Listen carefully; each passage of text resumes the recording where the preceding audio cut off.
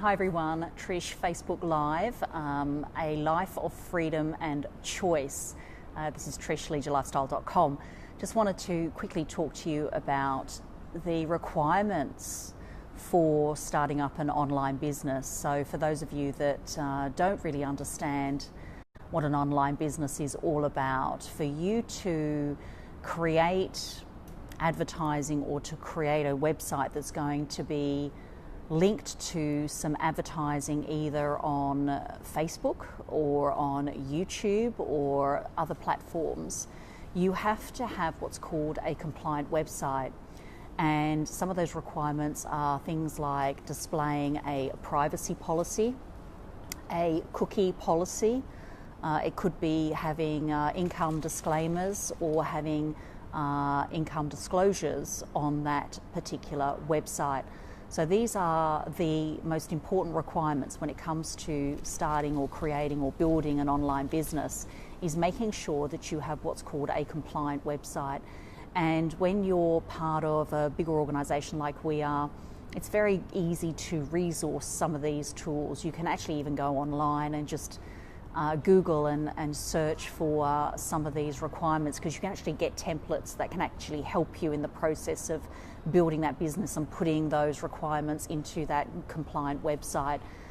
So one of the requirements that are coming up this month, and actually in a few days' time now, the 25th of May, is the introduction of what's called GDPR. And it's about the regulation. It's to do with the EU countries and anyone that is collecting data from countries in the EU, or if you are based in the EU, then you have to be GDPR compliant, and that's being introduced as at the 25th of May. So your website has to be GDPR compliant, and so it sounds complex and it sounds quite heavy. The fines are going to be massive for those that do not comply.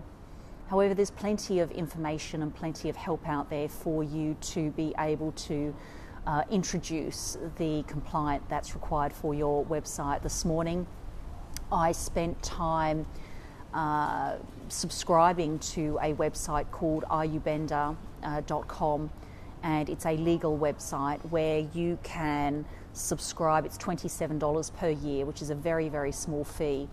And what you can do is create a privacy policy that's very particular to your business. You just pick the clauses that you want. You can create a cookie policy, and you can also create a cookie pop-up on your website. And this is all the requirements for GDPR. And so I spent this morning creating a privacy policy, a brand new privacy policy and a cookie policy, so that I have now put it into my leisureLifestyle.com website, so you can actually go over and view it. There'll be links down the bottom of that website page where you can click on and you can actually go ahead and view those policies. Any landing pages, any sales funnels that you do have that might be separate from, in my case, WordPress, because I have a WordPress website, they have to have links back to your policies, whether it be at the bottom, whether it be at the top. You still have to have those links that link you back into the website so that anyone can view those policies. They have to be made available to them for you to have a proper compliant website. So this morning it was all about creating those policies. This afternoon when I go back, I'm at Launceston General Hospital at the moment, but once I leave here and go back home, I'm actually going to be sending out a broadcast to my subscribers, letting them know that I have now updated my privacy policy, updated my cookie policy, and giving them the links to be able to view those policies. So that's my share. Sometimes it's not always an exciting or interesting subject or topic that we have to share, but it's where I'm at with the business, and anyone else that wants to build a business online, they have to most definitely consider the compliance issues. The other thing too with GDPR, it's all about the reason why you have to be compliant with GDPR is that you are, with your online business, going to be collecting data And whether it's an email address and a name, which I am, when you build a list, it's usually a name and an email address, but it could be extra information like phone numbers or mailing addresses. You have to have policies in place to make sure that you're actually protecting the customer's data. So for anyone they call it the collection and the storage of data. Well, if you're building a list and you're collecting names and email addresses, you are collecting data.